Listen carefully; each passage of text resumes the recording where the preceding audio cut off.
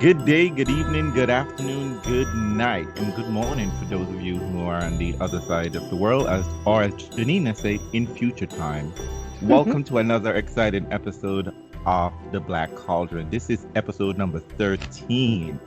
Lucky or unlucky number 13. We didn't do anything for episode 7, anything special, and we were starting. We were actually in the middle of what's that? We actually started Goblet of Fire. So I guess that might be interesting and significant. But we are here to conclude the Order of the Phoenix. Janina is ringing this day out with as if it were the Quidditch World Cup. She's so excited about the end of this book because she's ding ding ding. She is desperately awaiting the beginning of the Half-Blood Prince. But before I go any further, let me introduce my co-hostesses with the mostesses. I am nothing without these ladies. We have Professor Deb, all the way in Maryland on the East Coast, I think it is. I don't know American geography. I just know where Black people are. I'm here. Okay. Oh my goodness. This is week number 13, ladies, just so you're aware of that. Can you believe it? Oh my God. We're nowhere finished with COVID, without quarantining and COVID. We shall move on. And Janina in Foreign, Ohio, how are you doing? It's hot. Ooh. She said that meanwhile, she just said to me before the beginning of the podcast, I'm wrapped in a blanket while you're sitting in front of a fan. So, it's hot outside. Let me clarify. Okay. The house is cold. The AC is low, but it's really hot outside. Yes. Well, I can't put my AC on because we won't be able to hear me when we are recording this podcast because I am literally about 6 feet away from my AC. So, ladies, and of course there is Realz here. I always forget to introduce myself, even on the other. Because podcast. You're a dark wizard and you don't want people to know who you are. Okay. That could work. I'm trying to say it's not true, but the evidence is there. But I'm in Ravenclaw, okay? I am in Ravenclaw, just so we're aware.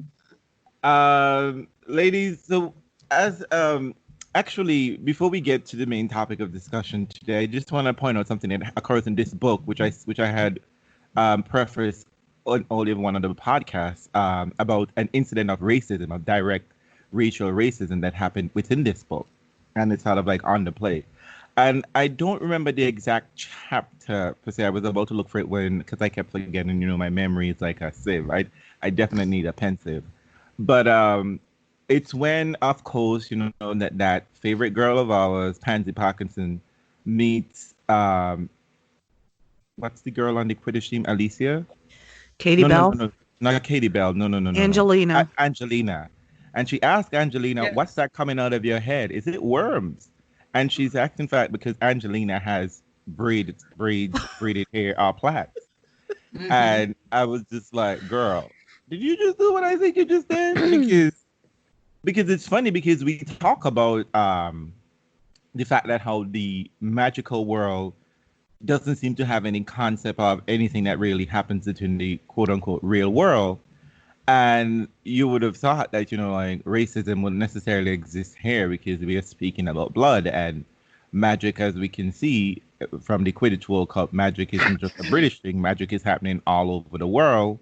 But here we have Pansy Parkinson letting us know racism still exists in the magical world too. So we can move on from. Oh, you can tell me if I'm crazy, if I'm making that up. That is what we call a microaggression. It's definitely a microaggression. I think it's more, just it's kind of more like the pettiness of that. Yeah, and the whole idea of trying to project that at this age there's that kind of female rivalry, even though Angelina is captain of the Quidditch team and all like that, but it's definitely a microaggression, I think. And you could make the argument, well, there are other microaggressions that are directed at Hermione. There are microaggressions directed at different people, depending on how they look or whatever. But So it's definitely, I would put it in the class of a microaggression. But the others are not necessarily based on race, because I took that to be direct because it's very clear that what she's talking about is the particular hairstyle, right? Right. The particular Yeah, hairstyle it's the being braids particular or plaits in hairstyle. it, right? It's the And particular hairstyle, and it's something that she wants to call out as something that makes Angelina different. different, Mm-hmm. right? Hmm. And mind you, for all the talk we get of Pansy Parkinson, that girl has not done not one thing spectacular, not even an ounce of magic. I No. We've mean, never she even seen rubs Pansy Draco's head Parkinson. sometimes. Yeah, and she screams from I time mean, to time. Pansy has not done a single thing of merit or no. She didn't even cast a. I mean, I know Dolores has been out here going after Professor Sherry. What's her name? Trelawney. Trelawney. About can't you do a single spell? Oh, that might be the movie, but it was just in a single prediction. But Pansy has never done not even in class have we seen Pansy done much in class. I don't remember. I mean, she's in classes. I mean, maybe she's a squib. We just don't know it. Right. But I don't think she would have gotten a letter, would she? No, I was just teasing. She would not. But that it's interesting that you bring that up because, on the one hand, we see Slytherins, folks or people who are considered Death Eaters, who are very powerful wizards doing very powerful magic. Yet when we look at the Slytherins in Harry's cohort, we don't see Nothing any remarkable strains in of it. that. I mean, you see Draco, and we'll see more of what he tries to do in the next book. But you just really don't see any signs that they're going to be, that they're grooming younger wizards to be able to do that level of magic. Deb is being nice. Well, we see idiots. Well, no. We see Crab and Goyle yeah. who can't tell their ass from a hole in the wall. Right. That's how they're portrayed. I mean, everybody's portrayed kind of dumb. Yeah. At this point, every single one. They're not showing any signs. I mean, there's certainly no equivalent to Hermione in Slytherin. There's no equivalent to Neville, even with his affinity for botany. You don't see anybody who really knows how to do anything. Mm-mm. Except bully. But you know, that is a very, interesting that you say that, because I have a sort of a counterpoint to that. I mean, in addition to what you're saying, you're absolutely right in terms of we don't see, and even Pansy, I mean, she's supposed to be the sort of foil for Hermione to a certain extent, right? That rivalry, because you have Harry definitely fighting. You have Harry fighting Draco. But there is a thing that Draco says all the time, that his father doesn't necessarily like Hogwarts, doesn't like Dumbledore's line of Dumbledore's ideas about education. So it could be that most of the Slytherin are getting their education from home. Because that doesn't change the fact that they're being portrayed as unintelligent. They're clearly Crab. Who are the Slytherins we really know, though? We know Draco, we know Crab, Goyle, Pansy Parkinson. That's who we hear about. Blaze, we haven't even met him yet. Yeah. So at this point, we met him in book one. He's okay, but he's not major. These are the characters that we keep seeing over and over and over again, and whereas Pansy and Draco are not portrayed as unintelligent, they're not anything special at all. And Deb said, I don't remember who said it, but we haven't seen her do any magic. But Crab and Goyle clearly are just meatheads, dumb. Yeah, there's nothing. We don't see them even do magic until book 7. Yeah, but you see the type of magic that they're doing. So I mean, this could be taught. I mean, because obviously, like you said, Draco has intimated that his family, it really still believes very much in the dark arts, not defense against the dark arts. So that maybe Slytherin family or families, pure blood families that are in Slytherin, teach their kids at home. They teach their kids certain things at home. But I don't see any signs that they are able to translate that into anything when they get to school. I mean, if you get a skill, skill can show itself in many different ways. I just don't see any signs of any skill that has been successfully transmitted to any of the Slytherins. I seriously love Realz's never dying ways of finding things that have no evidence. No. Wait. Evidence about No. What I'm saying is that I totally get what you're saying. I'm just what you say, Deb? giving you a hard time. I was just saying there is evidence that Lucius Malfoy doesn't believe in Dumbledore's philosophy of education. Remember, he says in Goblet of Fire that his father wanted him to go to Durmstrang. Yeah, but Mom said no. His mother didn't want him to go that far. So and even in book 6, I think at some point he mentions that he didn't want to come back to school. Right. He doesn't want to come back because the father, it's the mother who is pushing the education that he wants to go back on Hogwarts. I mean, there's a certain level of sophistication and whatever the case may be, as we know, I mean, a lot of people go to fancy school, Ivy League school in the real world, though they don't really get a proper education. Right. They're just going to be part of the day-to-day situation. Mm-hmm. But on a whole, not just even with Slytherins for the most part, Rowling doesn't even get us. We've never even been to Hufflepuff's common room. Squad, the common room. We've never been there. We just know it's somewhere near the kitchens, which again is this implication that she makes this implication of like the Hufflepuff being like the average people somewhat kind of thing. I mean, even the Sorting Hat says the others Hufflepuff said we'll take everybody else because everyone else distinguish what they wanted, right? Ravenclaw said I want the smart one. Slytherin said I only want the pure bloods. Gryffindor said I want the brave ones. And Hufflepuff is just like, whoever has magic and want to learn, come in here. Slytherins are supposed to be cunning. They're supposed to be cunning. And I do see evidence that they're cunning, that they have, which I guess another word of would be street smarts, that they know how to manipulate. They know how to, they're not relying on book smarts. They're more or less relying on their ability to either bully or to manipulate people to get what they want. So, and I think that we do see signs of that. But I'm just saying that when you think about the other magicians, even the dark wizards, they have abilities that I don't see signs of in this current crop of Slytherin. Yes, definitely. I will disagree with that.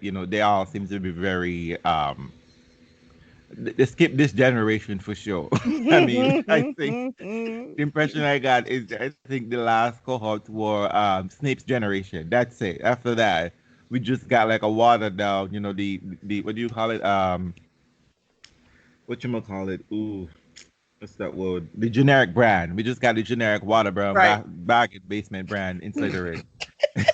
Right. And I mean they have the qualities, but they certainly don't have the other the ability to kind of turn to work to marry that cunning with ability so that they can actually do it would create much more havoc, but they don't have that ability to marry that cunning, that slyness with ability and with knowledge. Maybe it's because most of them, the ones who could have taught those skills were locked up in Azkaban. Well, that's true. So, they missed out the teachers. But let's not spend too much time here. Janine is like, why are we still here? But you don't hear her, people, but I am sufficient at legitimate. Right. You are correct. It's coming I'm definitely I can get into her mind. But so we promised last time that we would start off this week with Neville, and Yes. Neville is we find out we've always seen Neville. You know, Neville sort of had in the first book he comes up with a toad, and Neville and you're just like, this is kind of interesting. But Neville is even seen as not necessarily a stooge because he's not very funny, but he can't seem to scrape by. He's scraping by, obviously, because he keeps getting promoted every year. But Neville is seen as being not as prodigious in magical skills as anyone else in the class. He is constantly the butt of jokes. He's constantly Snape's victim. He doesn't seem to do anything but herbology. Apparently, his good herbology marks always pull him up. But that's not how average works, people. But whatever. I mean, one good score isn't gonna really help. Okay, right? It's pretty much why in most sporting events they knock out the highest and the lowest and then use the ones in the middle. But okay. He seemed to be very good at herbology. Particularly since there seems to be no direct magic involved in that. But, we see him, he's cropping up in book 2, book 3, book 4. He seems to be gaining a sort of a more prominent. I mean, because of everyone in the room, Neville is much more singled out beyond like Dean and Seamus. Dean and Seamus are always supporting cast. But Neville just seems to be right, there's best supported. You know what I mean? That category. It's Harry and Ron and Neville, and then Dean and Seamus in the back hanging out with each other. But we see in book 4 that there is a significance to Neville and why Neville is the way he is. We find out that Neville's parents, Alice and Frank Longbottom, were tortured by the Lestrange, Rodolph and Bellatrix, along with Barty Crouch Jr., and to the point that they've been patients of St. Mungo since for 13, 14 years. So I imagine that around the same time just after Harry's parents were killed, Frank and Alice Longbottom were tortured probably weeks after that. Neville is raised by his grandmother, Agatha Longbottom, who is forever in this child's face about the fact that he is not his father's child. Well, he's not the image he's not special, that he's not a good magical being. Right. Neville mentions inherited his father's abilities. Right, because Neville mentions in the first book that there was some question as to whether or not he was even magical. Right. That they have been trying to experiment with him all the time to see if he showed any magical ability. This is so jacked up. Nothing was happening until his uncle held him out of a window and shook him and then dropped him. First of all, I do not remember this. This must be like one of those tragic things that you block from memory. I do not remember ever learning this about Neville. And when you said this, I'm like, wait, what? Like, that's so fucked up. That happened in book 1, we learned this? Yeah. Okay. Yeah, I don't remember this at all. In book 5, we learned that he was actually raised by his grandparents, and then the grandfather died at some point afterwards. Right. Because I remember that, because I guess maybe, that's like not so tragic. I could hold on to that. And I got the impression that's why he can see the thestrals. Right. And I got the impression that clearly the Longbottoms are old, rich family within this community. I mean, everyone is rich except the Weasleys. The Weasleys. It seems. But, all of his uncles are pretty... his uncles and aunts and whatever, the extended family are all pretty well-to-do people, just the same. And Neville just becomes like I guess not even like the black sheep. He becomes the runt of the family, right? Like, why is it that this kid isn't doing anything? And Agatha gives Neville his father's wand. And everything we know about wand law, it is that this wand clearly will never work for Neville. Like, it just can't work for Neville. Because it's not him. The wand chooses the wizard, and Neville, the wand didn't even choose Neville. This was just, hey, this wand did great things for your father, and supposedly it will do great things for you. Mm-hmm. And that loaded expectation of like, and as I think you said something, I didn't even consider it that way, that how evil Neville grandmother is, and we don't even, it's not something, well, it's never brought up in the movies, I think, if I'm not mistaken, but in the books we sort of like we sort of overlook that was to grow up in such an environment for a kid. I mean, Neville and Harry are the same age.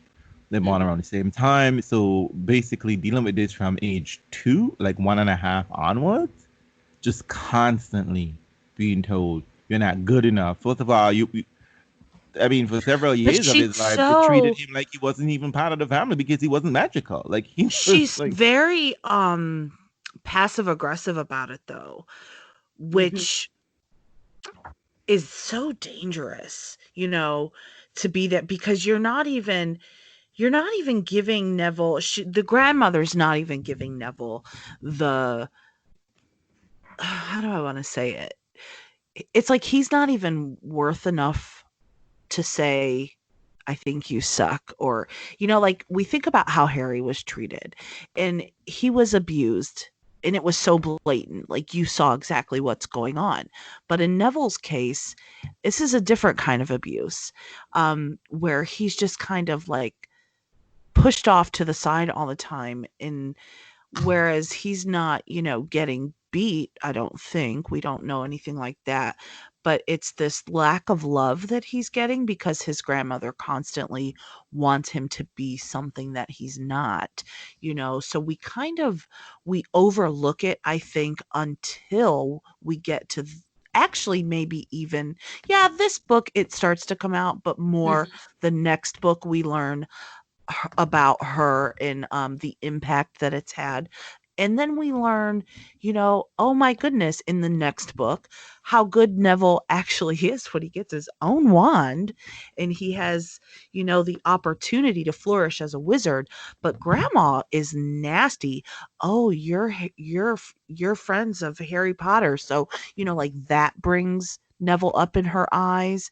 Oh, you were at the Ministry of Magic when shit hit the fan, and then all of a sudden he's worth a little more, but she's constantly um dogging him, just dogging him, but we don't get a true sense of it because Neville is so timid, and we just hear him say, "Oh, but my gran. Oh, but my gran."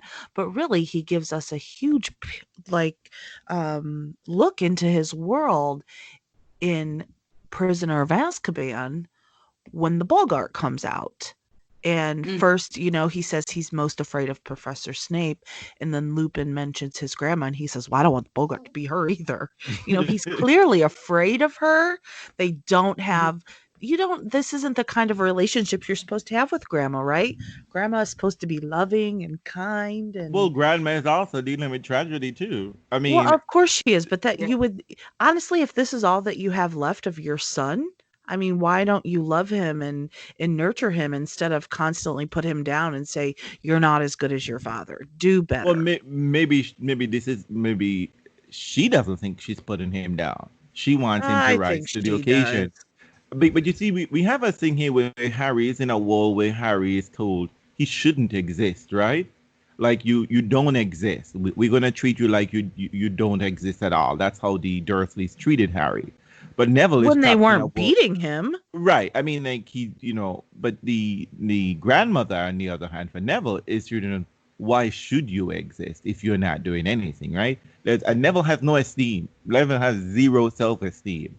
And in the seventh book, when the grandmother writes a letter to Neville explaining that I'm so proud of you because Neville takes over the resistance at the school, Neville takes a piece of paper again from book 5. We see a piece of paper that Mhm. Neville is most proud about because for the first time, his grandmother is acknowledging Neville Longbottom for I Neville. just think that Harry and Neville are exhibiting similar types. I mean, they've experienced similar types of upbringing, and I think that for the most of the books, we don't see the parallel until we're forced to. Right. Mhm. I think we're forced to see the parallel in the fifth book with the prophecy.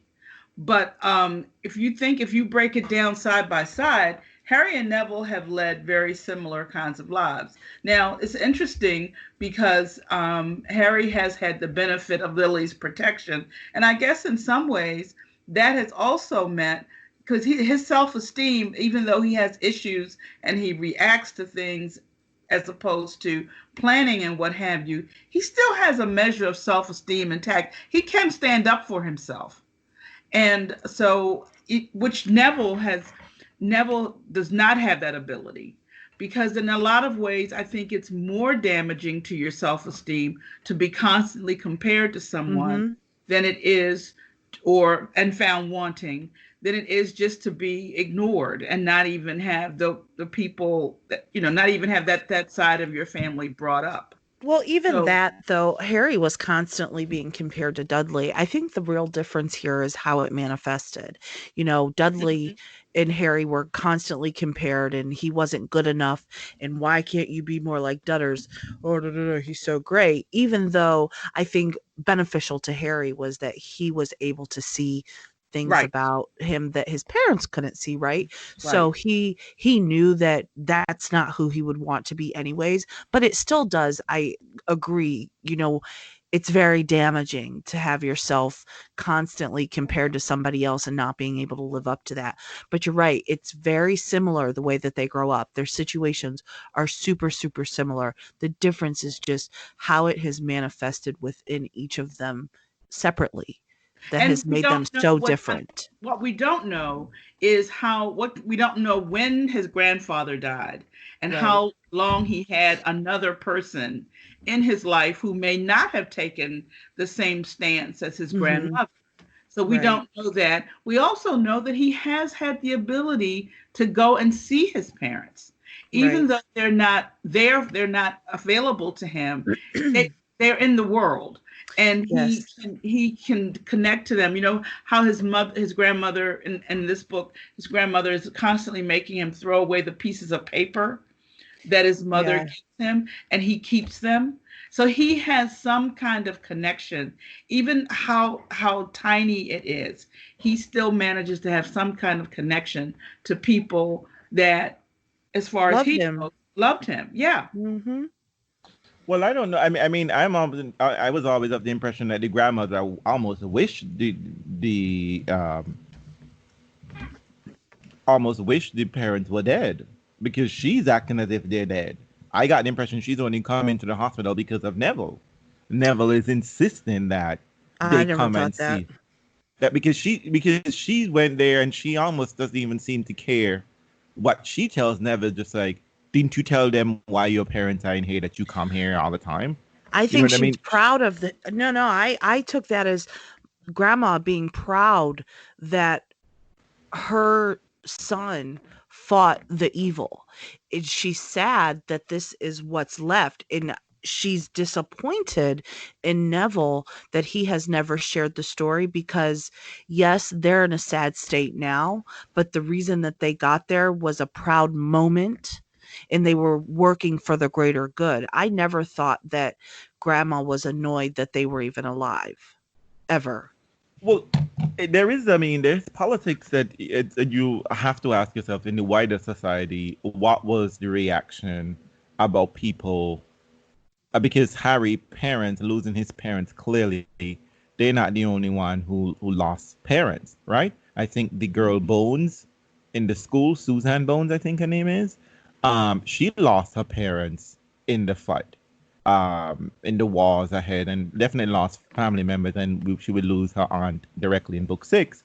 But it's always Harry that gets mentioned, right? The boy who lived, rightly so, because he's lived. But I wonder how is the magical world reaction to all of this, the fact that it's Harry who's seen as the one who has suffered the most throughout this entire process, when there are so many other victims throughout the magical world. Yeah, There's a level of I found resentment that that can. that I found that passage in the book where where Mrs. Longbottom is dealing with when Harry and Ron when they get to the hospital, and she says to Neville, haven't you told your friends about your parents, Neville? And Neville took a deep breath, looked up at the ceiling, and shook his head. Harry could not remember ever feeling sorrier for anyone. But it's nothing to be ashamed of, said Mrs. Longbottom angrily. You should be proud, Neville, proud. They didn't give their health and their sanity, so their only son would be ashamed of them, you know. I'm not ashamed, said Neville very faintly, looking anywhere but at Harry and the others. Well, you've got a funny way of showing it, said Mrs. Longbottom. My son and his wife, she said, turning haughtily to Harry, Ron, Hermione, and Ginny, were tortured into insanity by you-know-who's followers. They were aurors, you know, and very well respected within the wizarding community. Highly gifted, the pair of them. And so she really wanted him to, I didn't get the impression that she was sorry that they lived. She saw it as a pride point that they had fought Voldemort. Yeah, I think she wanted Neville to see them as, war heroes. Yeah. Right. I mean, but you see, this is what I mean about they are war heroes and all of that. We understand the situation. But you see, she can only see within that moment, right? That it should be something that Neville should be out here bragging about. Because Harry doesn't get to brag about that. Harry never talked about his parents dying per se along with his friends, right? Said his parents are dead. Sometimes it's like, oh, I didn't have parents. I grew up with these evil people. But she is very haughty about this situation. And there it is, Neville is struggling with the fact that he never really knew his parents.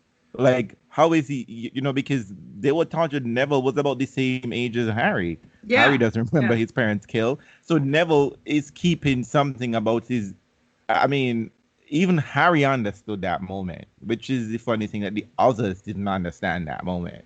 Mm-hmm. That for me, she was disappointed in Neville yet again, right? Oh my God, you didn't tell your friends who your parents are.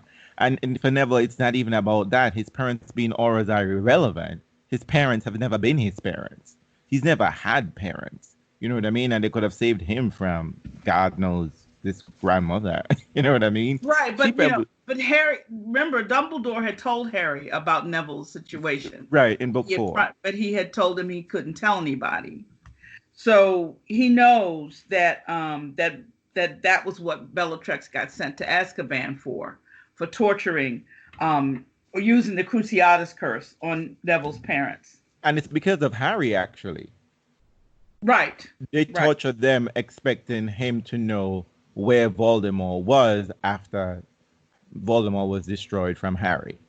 Right. From that situation.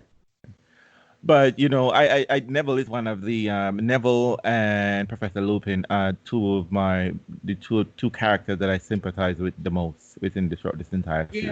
Yeah.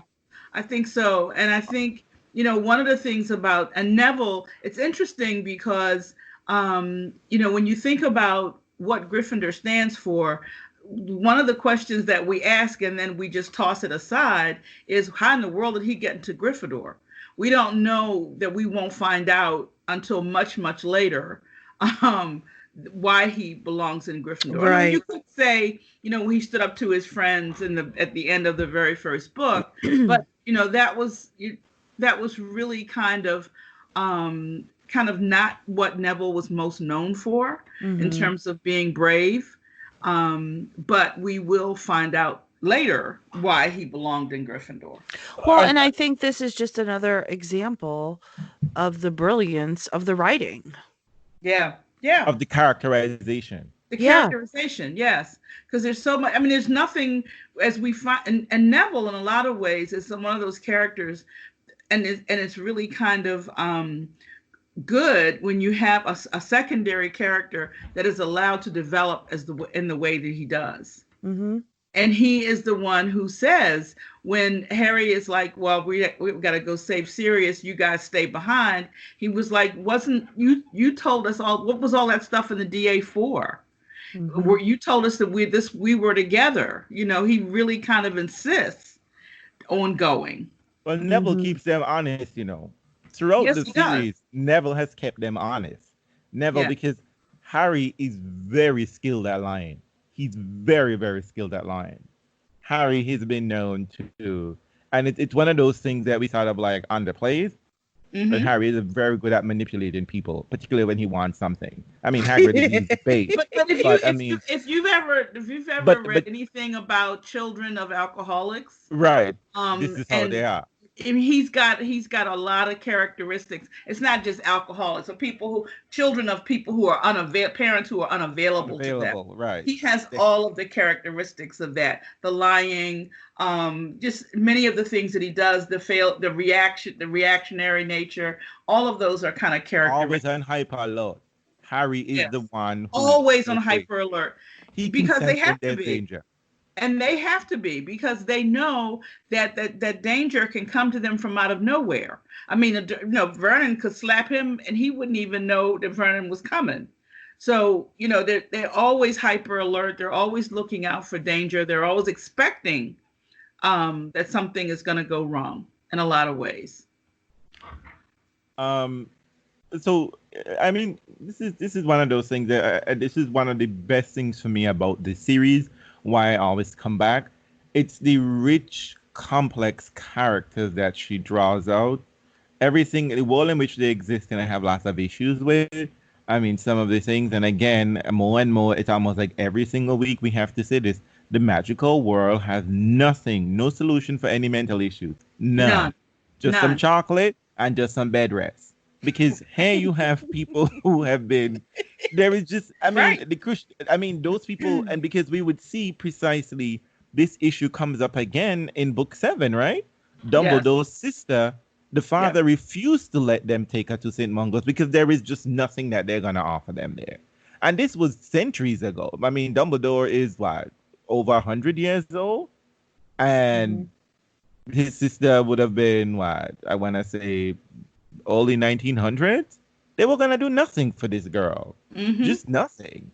So people basically had to give up that. I mean, both their parents gave up their lives for the protection of their daughter because the magical community almost turned into a bunch of draconian. It's almost draconian in many ways. Just in how, because I'm just like Frank and Alice Longbottom are just sitting in a hospital doing what? What's happening? That's right. They just do nothing. You know what I mean? And that, when I said that, Neville's grandmother, is almost like she's just like, she doesn't even know how to deal with these people, right? She's just like, it's just a piece of paper. But here is this woman. Could you imagine being under the Cruciatus curse, being broken by that whole spell? And this is all that. This is the mother attempting, in some regards, to reach out to her son that she never got to know. Right? She never got to really see growing up. She never got to share in any moment but 20 minutes in a hospital. And just a piece of candy wrapper is all that she can offer. I mean, that is just, I mean, that's sad. It's heartbreaking. It really is. Yeah, and when Harry says he never felt more sorry for anyone in his life, I mean, you could really relate to that. To me, a lot of times, I think Harry has been given so much burden, and then Neville, I think, is Neville again.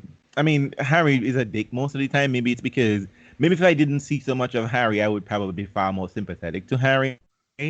But I think Harry's reckless. This book, we're gonna discuss that in a few minutes. But I mean, Lupin, just these. I mean, they're all lost boys, basically. I mean, the whole lot of them, right? I mean, not just every one of them. Sirius, Snape, Dumbledore, Voldemort, they're all a bunch of lost boys. Every single one of these, and it's just like the magical community has offered absolutely nothing to these people, other than you're lucky you grew up in a good family, and that's it, right? That's just it. And if you get that lucky, and you gotta be lucky you grew up in a good family, who aren't a bunch of sociopathic, psychopathic maniacs, right? Well, the good thing is that eventually the only alternative is the Weasleys, where people are reasonably psychologically healthy, because they've been pretty much intact. The family has been pretty much intact, and decided what kind of family they were going to be. That they were not going to be caught up in the pure blood business. So but you see the consequence of that, right? That when things go awry, when pure blood mania comes out, they are the first to be attacked. right? Right. They're Right. definitely on the list Right. that their blood But I status can think only keep still them the to a people, certain extent. they're psychologically healthy, Oh, right. even though there is that kind of hanging over their heads that once the people who feel like you're a blood traitor come into power, you're going to be in trouble. But they still are psychologically healthy people. Even Crazy Percy. I mean, he's just ambitious and wrong-headed, but Hmm. psychologically, he's still pretty healthy when you think about the Lost Boys. Hmm. Right. It's good. It's just good, like you said, Deb. This is really a secondary character that we get to see grow, Mm-hmm. and it's nice, to know that we're gonna get to see Neville fully come into his own. But It I would just want to. be it would be most disappointing if he was given this much time in a position within the story and then he just turns out to be blah. It's like he's going to have his moment to shine and prove to grandma ultimately that he is a good wizard. Yeah, but it's interesting because the way this is told. Now we know this because we're people who've read these books multiple Right. times. But when you first read these books, you just think Neville is a nice little decoration, Yeah. little Yeah. side thing, and Mm, I mean, up he to this part, pops you up mean? because he's in Harry's year, and he's kind of the butt of the jokes from time to time, and Mhm. he's also he's around, but you don't know that he's going to have the significance No, you until don't, but you do much feel sorry for him so over and sorry for over. you're Yeah. invested in him, which You is the are. key, when you're building characters for your readers to really connect with. But you're invested in him in ways that you're not necessarily in Seamus or Right. in Dean. I was actually invested in those two characters just the same, but she kept shunting them off because here you had a relationship where Dean was like Harry, right? Because Right. I would have Dean was loved to have known more about those two, but and because Seamus' father is a muggle right.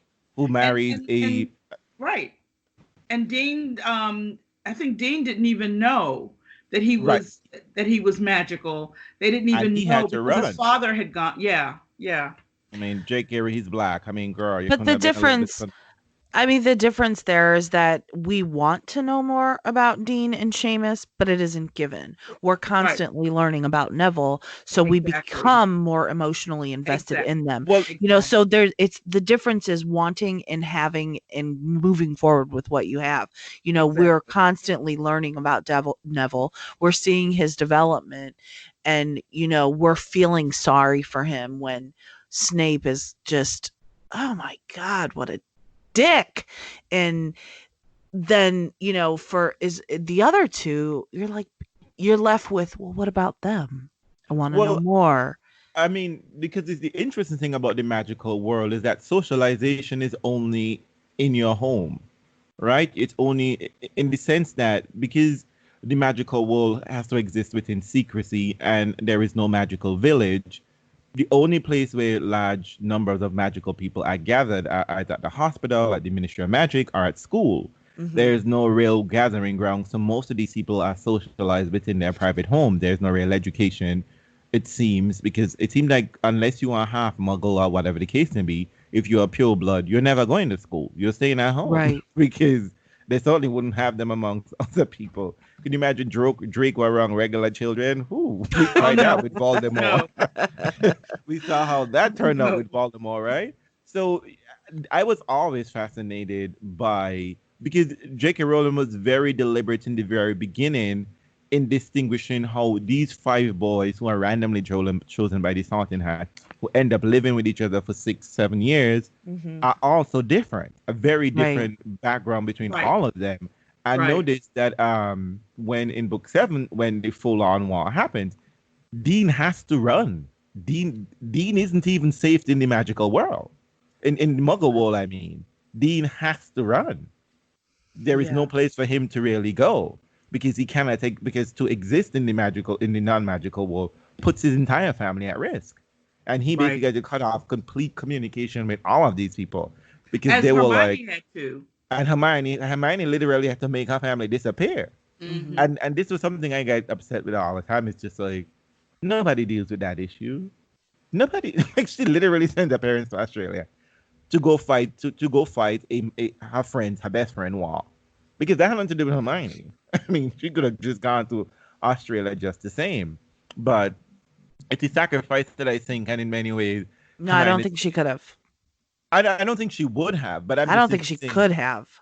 what gone She's to far too Australia. she's far too close to Harry to be safe to stay with her family and try to hide. I don't think that was an option for her. Well, the thing about it is just that the family, well, clearly that the family could have hidden. That's I'm just simply saying that the family could have hide. I That don't she, think she could have hidden with them safely, is what I'm saying.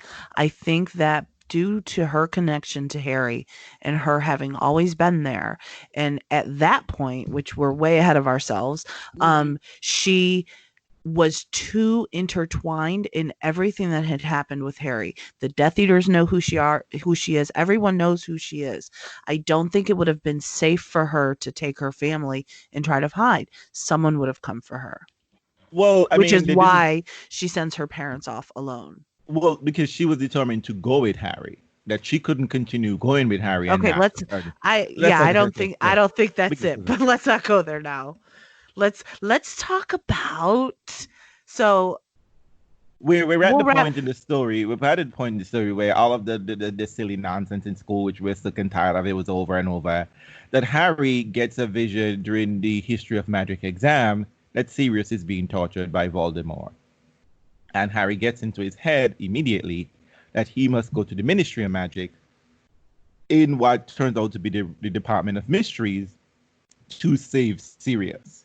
He's determined to go from wherever Hogwarts is, which is many hours from at least what 6 7 hours apparently by slow gas coal fire train because there is no super speed train here to go to London and collect Harry from the Sirius from the clutches of Voldemort. And let me just say, when this happened, I was just like, motherfucker, are you kidding me, stupid idiot boy? What the fuck are you doing? Like yeah. this is just you literally I fought this mean, man in book 4 and you barely got out alive. You barely got out alive. Like beyond Voldemort is gonna that. stroll into that place by himself.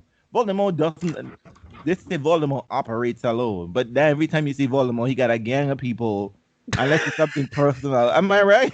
You know what I mean? Voldemort always has a gang of people behind of him. Voldemort is not. He does not ride alone. He is the most. He is the most powerful wizard outside of Dumbledore, but he always has a posse. But beyond, even before Harry decides, like, oh crap, we have to go, there are like so many things that he could have done that changed everything. Well, he did try a couple of things. Remember, he tried to make sure. He tried. Kreacher lied to him. He tried to get to talk to Kreacher to see if Sirius was at Grimmauld Place, and Kreacher lied to him. He tried to get the word to using with Snape. He tried a few things, but it was always obvious that he was going to try to go himself. Exactly, no matter what. Oh, for sure. Because he was too emotionally involved to get out of his own way and to think clearly. Because it doesn't come back until the end, but the whole time you had that mirror. And you never even thought. But that was so human. How often do we run off half crazy to do something when the solution or a better solution is much closer? Right. Because in his mind, he has got to go and rescue, because as Hermione has pointed out to him, he does have that savior mentality. Yeah. And part of it is you've been told over and over and over again that you are the boy who lived. And even though you've kind of pushed it to the side, I would rather have my parents. I wouldn't. This is nothing to be, proud of or what have you. It was an accident. He tried to kill me. It didn't work. It's gotten in his psyche that he has to be the one. He doesn't even know yet that he really has to be the one. Right. Right. Exactly. Well, and But really, I think it's deep in his psyche. This entire book, he's been trying to follow his hunches, which a lot of them turn out to be correct, and no one's listening to him. So he has no reason to listen to them because he caught on to Harry. He catches on to Malfoy in the beginning. He immediately catches on to him. He notices his weird behavior with his mother.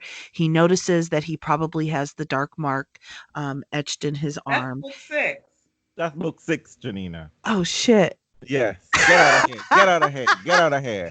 Anyway, what I wanted to say that I was just like, what is she talking about? But I think we forgot a major point that Harry was supposed to take occupancy lessons. Right. How did we forget this part? We're gonna get back to the juicy details. But Harry was supposed to take was taking occupancy lessons, and that whole setup of how occupancy work, like Protego and protecting and guarding against, whatever the case to me, that alone was pissing me off because I was just like, motherfucker, they are trying to teach you something. And it's why I get when you say Harry is a reactor, I was just like, all that is good and fine and fair, but reacting without a strategy is no real problem. But this is his inherent hate of Snape coming out, right? That's right. So it should have, and Dumbledore admits, it should have never been him. It should have never been him. It should have been me that taught you this. But Dumbledore couldn't teach him.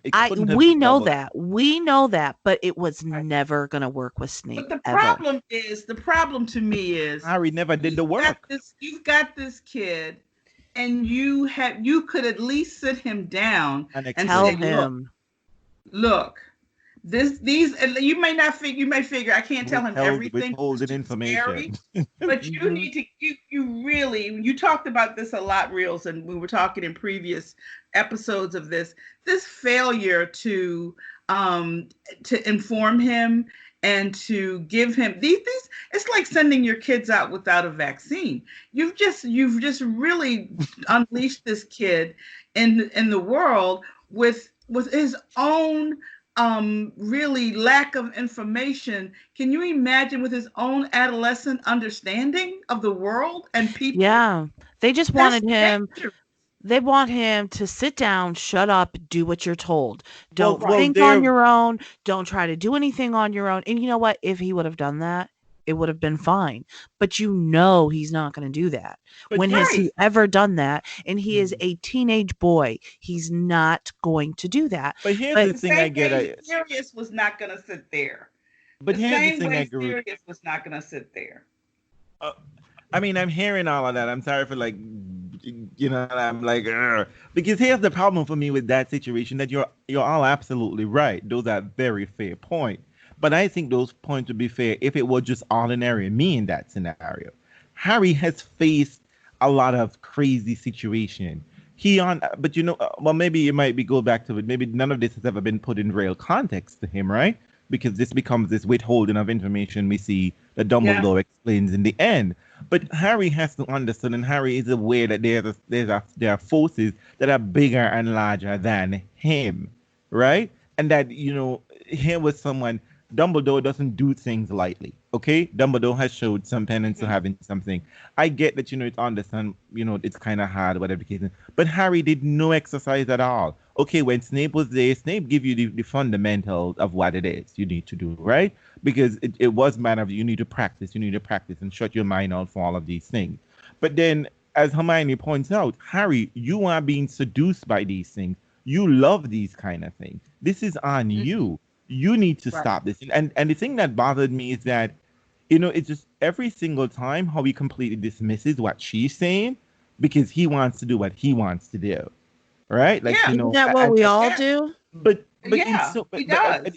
But I'm just like, this girl, I'm just like, I might have saved your fucking life so many times that his memory is so very short. That's children.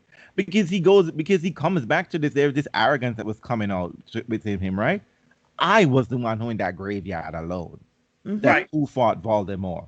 And that Well, alone, it's not the because I but mean that look was at a where that situation. anger is coming from, though, Reels. It comes from the lack of sharing of information. If someone would have just taken the time and explained things to Harry, he wouldn't have been so angry about all of that. But here's the thing that Harry. But here is the thing that really struck me. That Harry kept thinking about himself, and Harry never paid any mind to any that the consequences that his action Oh yeah. Oh, that's will true. consequences for everybody else. And That's I true. think that this is the thing that I think that this is what I'm saying. For me, I would have think, if this was ordinary me, that could have been my response. But Harry has been in enough situation to see Hmm. that this could be trouble because I was already pissed at Harry since book two. Where the fuck we y'all going with Lockhart down in some chamber of secrets? Go get some fucking professionals. Like you were literally in the staff room. You were in that bloody staff room, and you literally because Lockhart was gonna kill them. I mean, that's how that book. I was just like, that. Yeah. This man was But going to but the thing kill of these now, little but the boys. thing of it is he is acting like, and Dumbledore says it. And I know what a young man thinks. I know how a young person thinks. And I should have been more. I should have These been lost more boys are understanding mostly how. Right. arrogant. Yeah.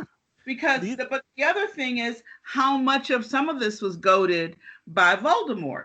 Hmm. The same way that Voldemort got in his mind about the snake, with the snake, and he could see, and he became the snake. He really could. He was in his mind, so to speak. Now, Voldemort did not intend for Harry to see that. no. Right. He did not intend for that to happen. But there is some kind of craziness going on because of that connection. So some of that anger, some of that just unreasonableness is not all of it is just from Harry.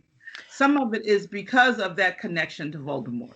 Yeah. But Snape explains some of this, and this is Not the thing that. enough. I think But you Snape was And the not Snape good was at the wrong explaining it. person to tell him that.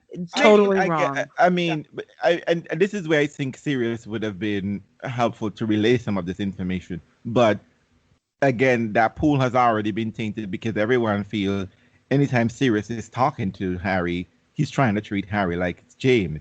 And I was just like, idiot, whatever it is, listen to me. I guess because I have dealt with teachers like Snape, which is why to me, Snape isn't. I mean, Snape is evil. He's petty. He's all of those things. But to be this much of a dick teacher to Harry is that I mean, I have that teachers give you a zero, like how Snape. Oh God, like Yeah, after that Snape, just go after he past there saw and just Snape's take your situation. potion. Oh my God, Snape was just like Harry. Every book Harry kept saying. To think, I didn't even think Snape could have hit me even more, but she sure does. Like Snape keeps bringing it up. Snape probably has a little petty book in Oh his yeah, office, and where he's just yeah, like, these are the ways in which I can harass and that's harangue right. Harry That's right. Potter every single day of my life. Every single That's right. day I see this boy, I want to get him out of this school. But I mean, here was it. I mean, like Harry, and it's one of those things where Hermione said it just the same. It's just like he could be putting this information in your mind. This is Voldemort we're talking about. Right, You know what right. I mean? That's And it's just like, exactly no, what happened. Hermione, I gotta go. And it's just one of those things like, one, how are we gonna get there? Two, what fucking want to do when you get there? And it's just like, just nothing. And it's just that arrogance where I was Yeah, just like, really, I remember reading the book the first time, I just like, does this motherfucker really think because he's a boy who lived, he will continue to live? See, Like, I it, didn't think that it was because he was the boy who lived, he's going to continue to live. Yes, Hermione is almost always right. However, we have to keep in mind that he had just seen Arthur Weasley be attacked. That was very real and yeah, it had real consequences. He has no reason to think that this isn't real. Hermione is the only one that says it. Nobody who matters, not that Hermione doesn't well, matter, Ron but never says hold on. shit, right? The people that are supposed to be teaching him, he's doing these lessons with Snape. Snape should have told Harry the ultimate reason for this isn't only to close your mind off to Voldemort, it's because we're worried that he's going to plant things in your mind that are not real to lure you into places, because that's what they were afraid of. That's exactly what they were afraid of. So they let something happen, right? Harry witnessed Arthur's attack. It was real. He ends up saving Arthur's life. He has no reason whatsoever to think that this isn't real. None. But Zero. Snape and tells and him. and and everybody tells him when after Arthur's attack, Arthur says it too. You saved my You life. saved my life. Yeah, I'm You not saved disputing. my He has no reason to believe that Sirius isn't truly in there and that Voldemort has him. But But what's if the they name would have said? This, but if they would have been honest with him and said, we're concerned that Voldemort is going to make you see things that aren't real to play on your emotions, which they knew this. They knew it. And Dumbledore tells Harry at the end, after Sirius is already dead, if they would have just said that, then he would have been more inclined to listen to Hermione. He has no reason to think that what she's saying is real. None. Mhm. like I said, Snape said you shouldn't be seeing these things. You shouldn't be here. The Dark Lord is now aware that there is a connection. Right. He did say that because what was A happening was that, connection, not where he's going to plant things in your mind. The connection. but That's like I, different. because I mean, he said, again, I mean, you're absolutely right. I mean, maybe I am determined to remain pissed at Harry. I am absolutely determined to be pissed at Harry because this was just high fuckery. I was just like, kid, He, little but you know boy. what? The problem is he got fucked. It was high fuckery, but they fucked him too. That's just Mhm. it. They did. They fucked him over. They didn't. They're this whole time, all these things that are happening, these adults are doing these things and they're using Harry. I mean, even Dumbledore admits that he has used him to get what ultimately needs to be done. And he doesn't know if Harry's going to live or die. We will find that out, right? But they're using him and using him and using I him. don't see because I mean, I don't know if it's Mm-mm. necessarily using because I think what Dumbledore's complaint in the end was just, I was trying to avoid you from dealing with this burden. You've have enough of this to deal with. We are trying to Mm-mm. and I think everyone has been trying to protect him, but Harry doesn't see. I mean, like Harry has been completely ignoring all of these protections in book No, 3. no, I don't agree with that at all. No, I'm sorry. I mean, like for me, I'm sorry. I just think there was just because again, it's just like, how are you gonna get there? I mean, they figure that out. But really and truly, do you think that you were more skilled to save Harry, to save Sirius, and rescue him from Voldemort? Like seriously, Harry. I mean, that was Well, just absolute. he's I come out mean, of it alive 4 times. And I think he does think that he's got a little bit more skill than he had when he was in the graveyard, and Yep. he's got a little bit more ability, and that he knows a little bit more. So But I think he also, does think, he doesn't think he's a what you would call a match for Voldemort, but I think he feels that he can, he could do something, and maybe the anticipation is maybe I can rouse someone in the ministry, maybe I can arouse some aurors or someone to help, not just rely on my own self to I rescue think him. I Right. And think I think, also maybe I could do something. I think one of the other driving forces of him actually going was he would have never been able to live with the guilt of not going and something happened and Voldemort killed Sirius. Even though he ultimately ends up dead anyways, I think a huge driving point of him going was not being able to not go, because then what if? Because Right. again, he has no reason to think that what he's seeing in these dreams is not real because they don't tell him. but I mean, I'm sorry. I'm determined to Harry to be the dick in book 5. It's his fault because again, it's like I I'm don't I sorry. don't think it's his fault. I I mean, really I'm don't not think saying it is his fault, but I mean, like, not necessarily his fault. I'm just simply saying that this was just really, really, really reckless. Like this was Yes, just not, this is even less reckless than going into the Forbidden Forest. The school is yes, right there. I mean, this is just like this is But you even more. must appreciate that, yes, it's reckless, but he has no reason, zero reels, zero. He has no reason to think that what's happening in his head when he falls asleep is not real. None. None. And he does try. Because He goes, actually he it does gets in the because who is fire. going to the because he doesn't believe that because Hermione says that Voldemort isn't going to show up in the Ministry of Magic in the middle of the day to go in there get to Grandma place get Sirius. I mean whatever. But ultimately, he Pre, does show pre, up at pre, the Ministry pre, of Magic. it's at night. And Voldemort does say this to Bellatrix. You think I would risk coming here for apologies? Like he was ready, whatever he thought he was able to do, because Harry was there, right? Because ultimately, what he's here for is two things, right? The prophecy and to kill Harry. Hmm. right, Because to right. kill because Harry remains for him is that Achilles heel, right? Because Mm-hmm. everyone is saying this little baby tried to kill you, and every time over and over, this boy keeps slipping through his hands, and it shouldn't have been. Even when the Priori Incantatem happened in book 4, that was not supposed to, this time there are witnesses, and this was witness to a set of magic that no one had ever been able to see. I even Right. comprehend or understand what was happening here because the I mean Voldemort was from all intent for all people can aware is that Harry matched Voldemort, which none of them can even do. They can't even lie to Voldemort, much less to even pretend to be that anywhere near that skilled. But I mean, for me, it was this was just insanity. I was just like, Yeah. even before anything even happened, I was just like, is this boy fucking crazy? Like, you're taking Neville and Luna. I mean, y'all don't even trust He Neville didn't and want Luna. to. He didn't want to I take know he them. didn't He want to, didn't but have but He time to didn't want to argue. take them. He but didn't this is have the other. time to argue. But when you really when you think about it, he really. I agree. He took reaction. He took his reactionary nature to the step one step further, and it was reckless.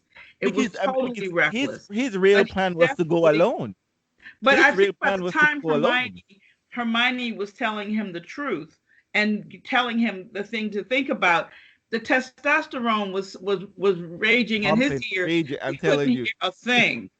he was rabid, and that's the other thing too. There was nothing he could hear at that point. And that was the Well, thing. And you could you imagine? Could you imagine? And the thing, I mean, like, I mean, I really felt bad for him in the end, but I was just like, "Well, I mean, you hate to see it, but it's and it's when that whole thing happened, and he's just like, oh fuck, we can't even get a. They don't even know how to operate and disapparate, so they can't even run out of the room. They're literally trapped. And Right. this is just like, where do you think you will go in? You were attempting to go by yourself. And this is the other thing too, because the dream kept. This is what I'm saying, that he kept having the dream of the room, right? Of going to the room. He knew he'd never been to the room, and Voldemort couldn't be coming to the room every single day. That these things had to have been dreams. But here we are to this whole hot mess of a situation. The Hmm. Harry is basically trapped with the Death Eaters. Bellatrix is showing her teeth, and Lucius Malfoy is there. Again, I think that we said last week, like Lucius definitely paid the Ministry of Magic to nobody be there. There's not even a single security. There's not even Nobody. there's just nothing in that place but a water fountain. That's it. That's the only thing moving. And Harry's trapped. The children are fighting admirably using the elements that's around them. Hermione is showing herself to be very skilled in many ways. I don't understand why people think that because Hermione silenced Dolohov, that Dolohov somehow can't use the spell to be effective just the same, but whatever. That's a whole other magical element we're going to deal with. But just when everything seemed like it was going to be crazy, then the Order of the Phoenix showed up. And Tonks is shooting stunning spell. And I'm like, bitch, what we doing? What the fuck we doing? These people coming to kill some little children and you stunning people? The Death Eaters. The Death Eaters. You're going to stun Death Eaters. I can't with this world. And this is literally your job, Tonks. Your job is an aura. Right. You know what I mean? Did you want her to just start killing them? Oh, because I know Bellatrix has no interest in stunning, and no, I mean, I'm seriously asking. Like, I mean, did you want Tonks to be up at the top and just Avada Kedavra everybody away while they weren't looking? Is that what you would have wanted? Yes. Yeah. Okay. I'm just saying. I was curious.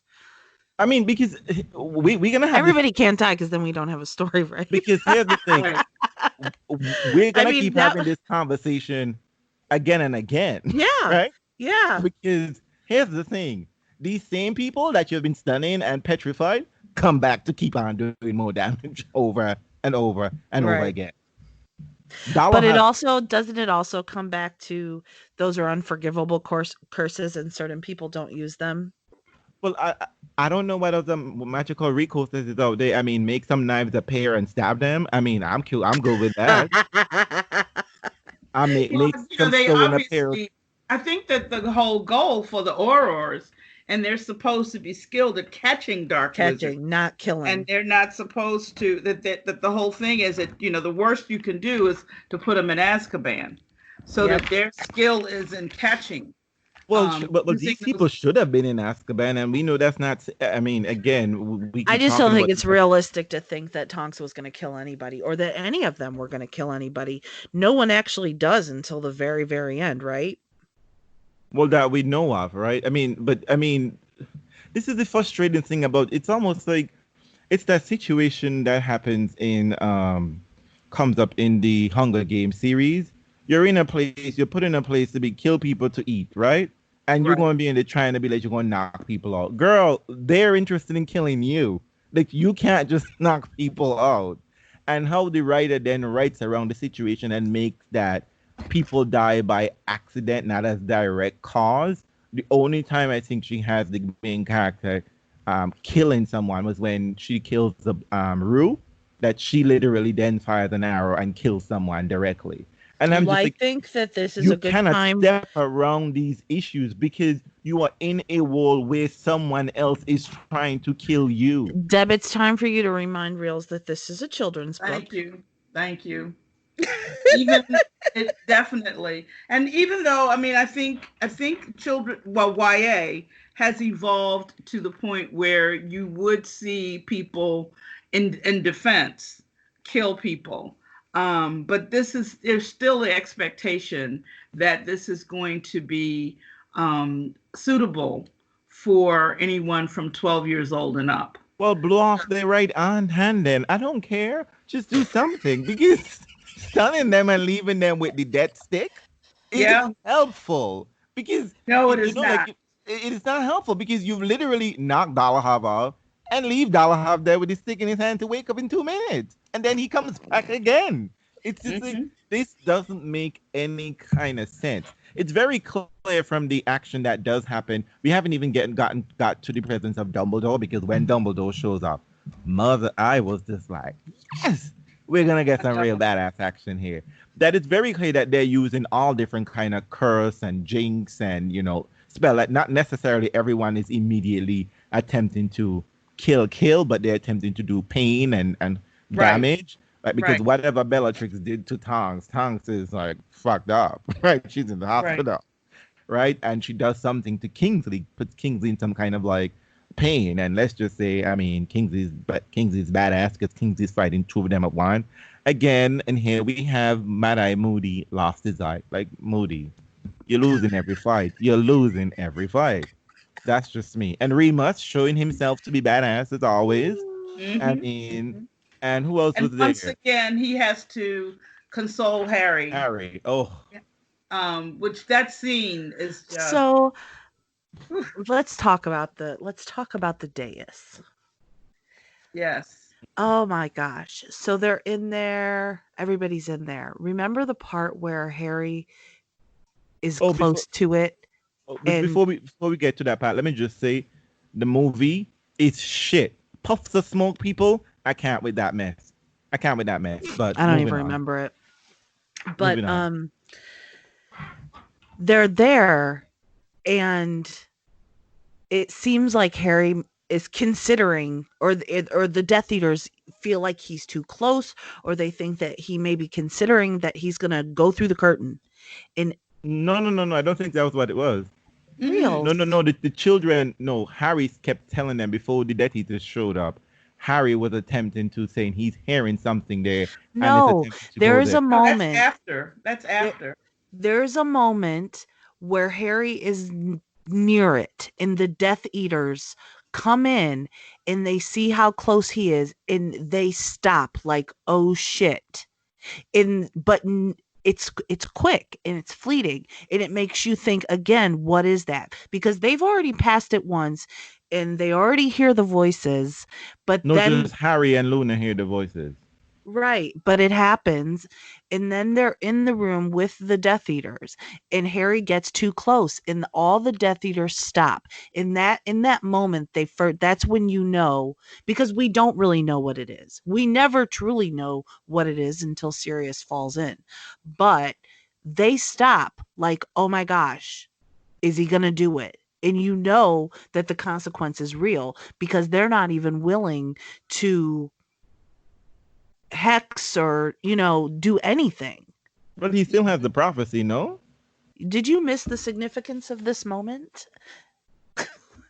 I don't. First of all, I don't remember that this moment. Deb, do you remember this moment? Yeah, I've actually found it. Okay, go ahead. That when he was falling down, stone step after step, steep stone step, bouncing on every tier until at last, with a crash that knocked all the breath out of his body, he landed flat on his back in the sunken pit where the stone archway stood on its dais.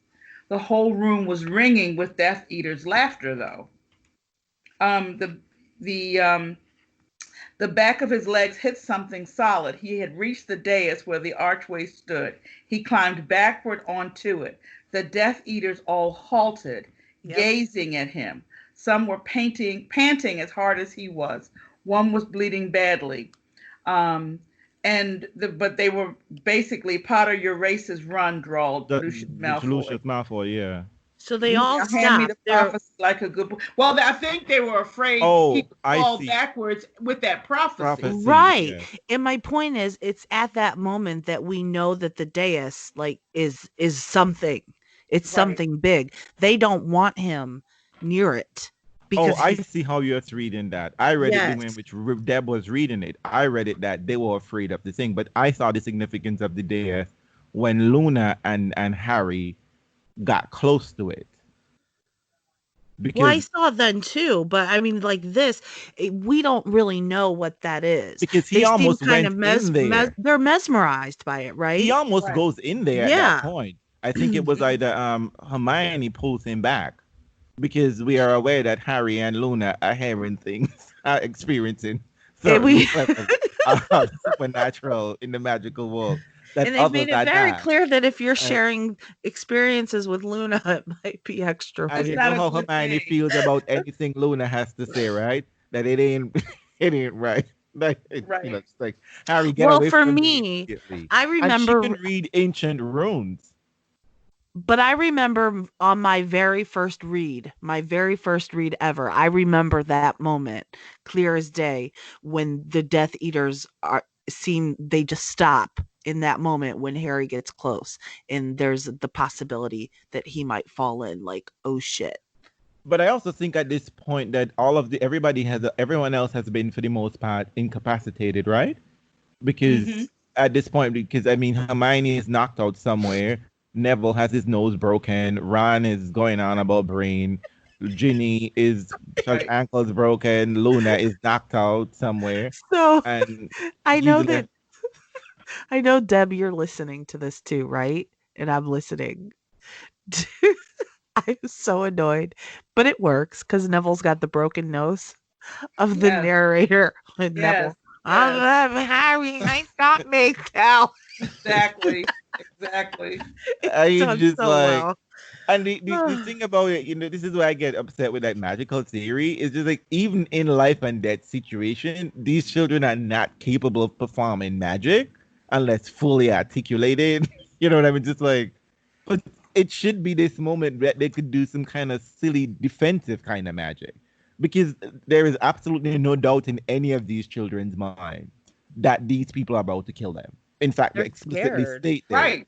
They're very afraid. They're very It's afraid. been stated very clearly. Kill everybody but Harry.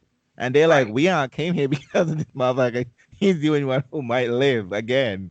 So I mean, like I was really this I think this has been actually for me, this and the graveyard scene had been most of this has been one of the most like dramatic in my mind reading it. Like, Mm-hmm. oh my God, this is about to be really, really, really insane. This is I mean, because these people are not I mean, these are all escaped convicts, okay? All of them except Lucius, okay? Who And should be? well, that too. They're all criminals, let's just say. And Lucius has no qualms about saying, kill my son's schoolmates. Mm-hmm. Kill them. Yep. It's all right, except Harry. He would be let the Dark Lord kill him. At least, you know what I mean. Like Right. this is a So- whole other level of like madness. But when you think about it, I mean, here you've got, Bellatrix, who is in battle with her own cousin. And because No, her of, niece. no, even before, now when we get to her Oh, okay. battling Sirius, Okay. she's in battle with her cousin.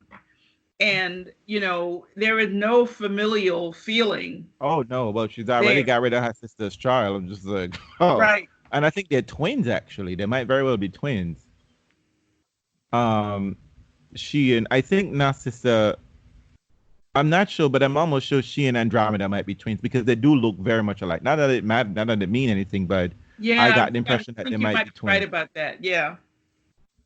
I think you might be right about that. And I mean, she was going at. I mean, like, they were hotly contesting that fight.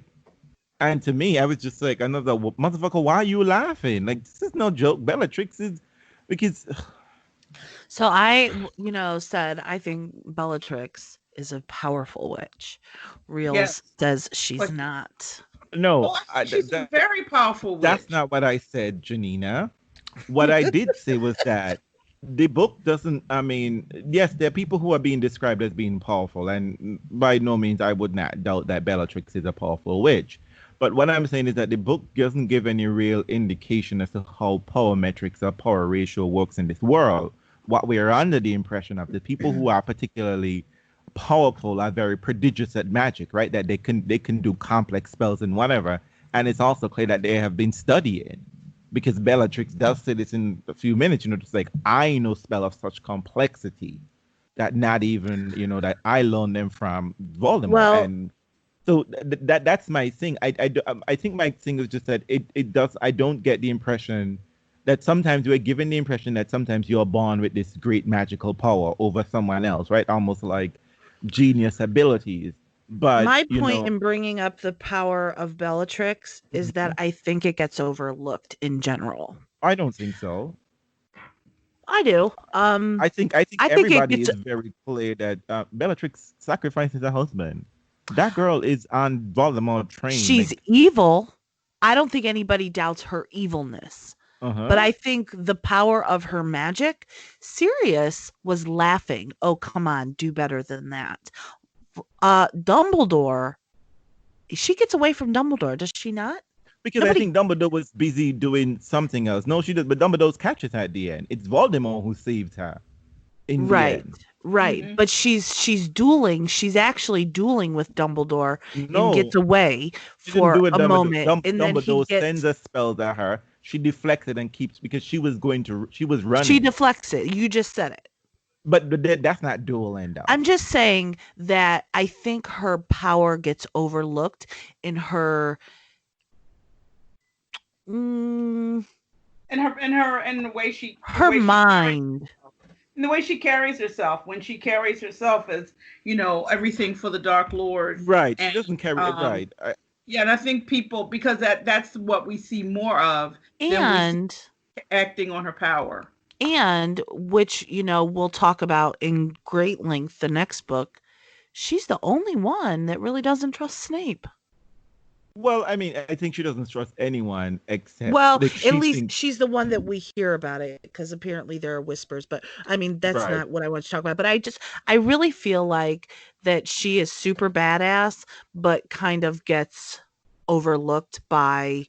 We know that she's dangerous. We know that she's evil, but I don't know. I don't feel like she I gets the credit she no, deserves. I think I mean like I mean I don't agree with that per se, but I just don't think there is any way of there was any way in which to sort of like show this, right? Because I think if when Voldemort was not around, she was in Azkaban, right? And when she does get out of Azkaban, Voldemort is there, and she has to solve this everything. And plus, there are a lot of blunders.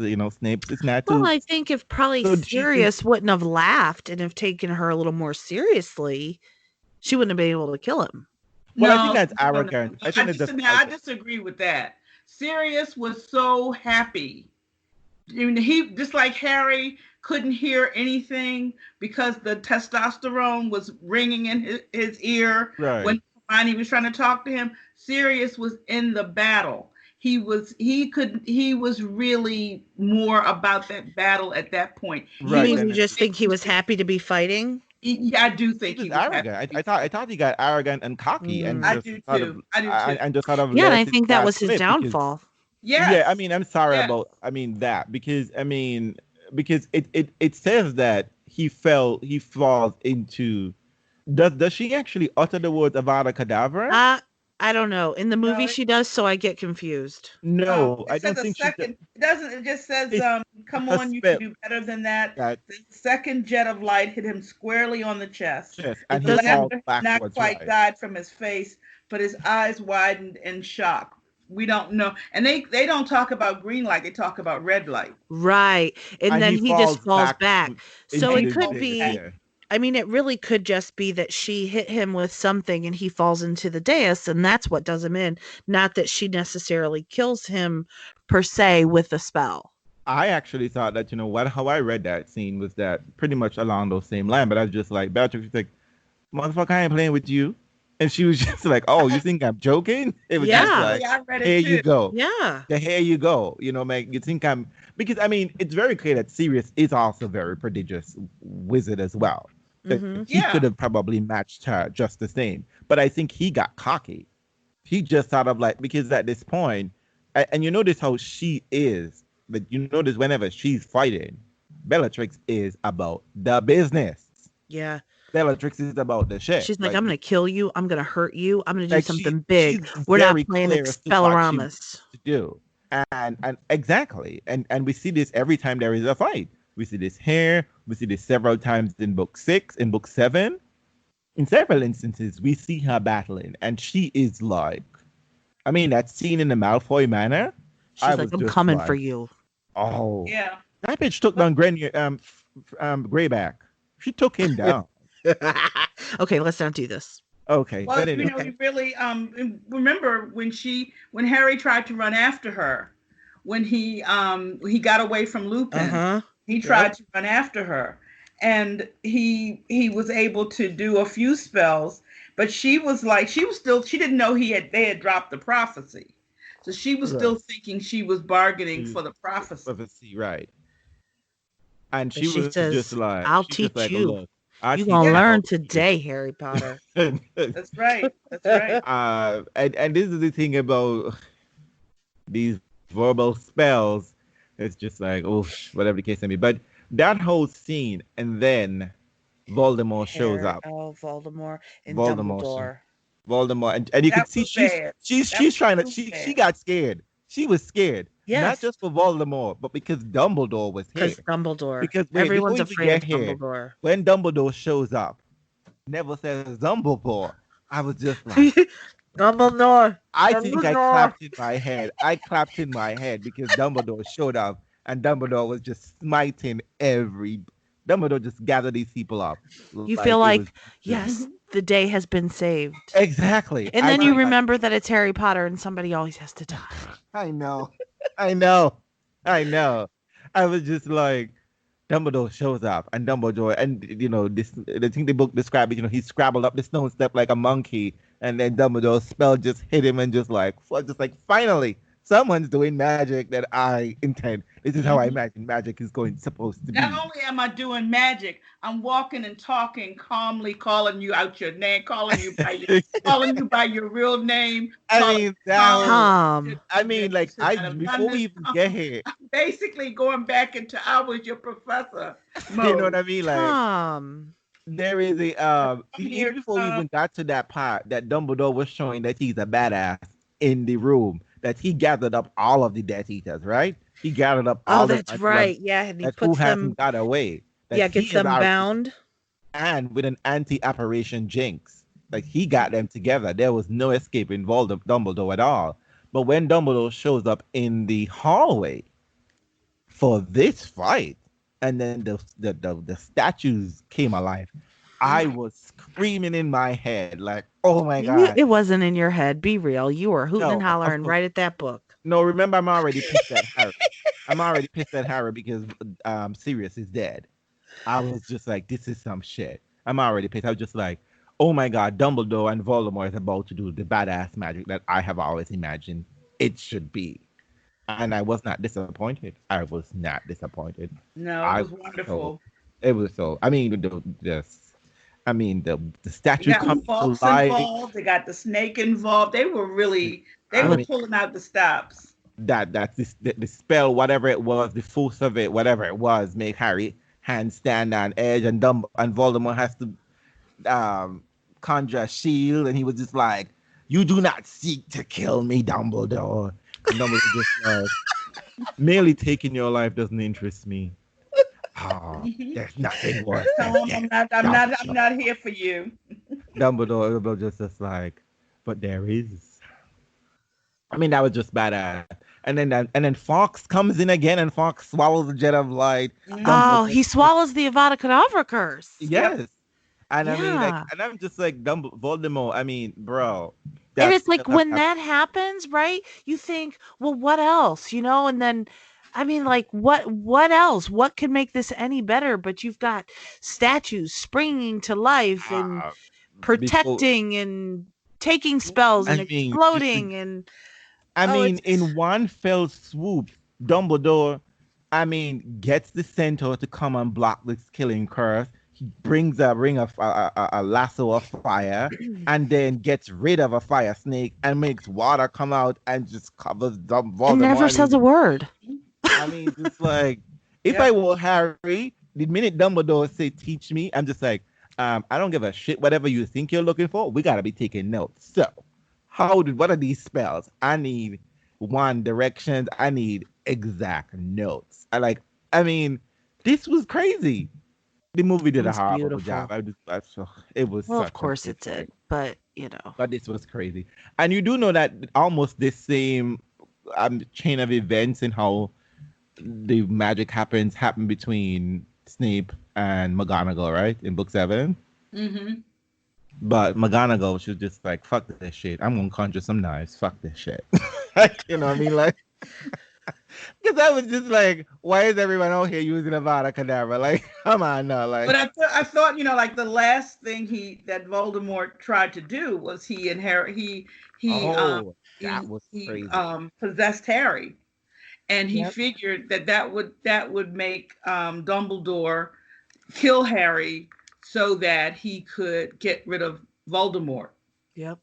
Not knowing, that, because he didn't know how much Dumbledore knows about the Horcruxes and the fact that would not be the end. But I don't think but Voldemort doesn't even interpret any of this as being a Horcrux situation. No, but I'm saying he doesn't know. He thinks that if he possesses Harry, and Dumbledore kills Harry, at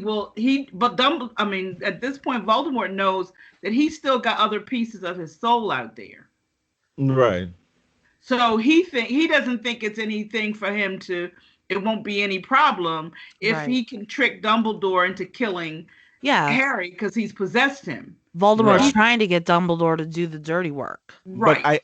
Right. I think I can't I kill don't, Harry, you kill him for me. but Because even though you think you're going to be killing the Dumbledore's hoping, no, Voldemort is hoping that Dumbledore's thinking is, you know what? I got to do this for the greater good. So I'm going to Right. kill them both in one fell swoop Right. so that he's gone. And yes, it's going to suck that Harry's gone too, but Dumbledore knows that ultimately it's Voldemort that we have to get rid of. But Voldemort is thinking, go ahead, do it because I'm still going to be alive because Right. he's got the Horcruxes oh, and he that's what it doesn't is. yet know Yes, that that's exactly Dumbledore right. knows. He That's doesn't what's know. Right. happening there. But Exactly. Dumbo, and can we just talk about the fact that not only does Dumbledore has statues fighting for him, him, and protecting Harry, he got these statues playing messenger. Right? They went and got Fudge.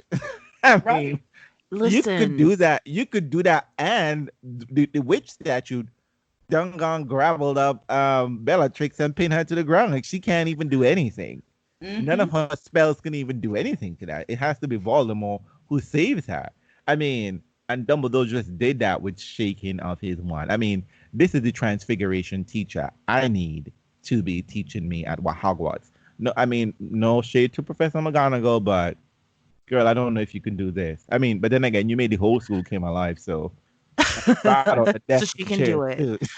You can I probably This was amazing. This is the kind of magic that you imagine magic to be in these battle situations. right.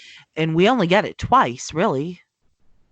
Yeah, twice Yeah, but in this all of the series. Um, but damn, it's good. Mm. I It's just so good. really, I think it was, you don't have too many instances where you have the two most powerful wizards square off against each other.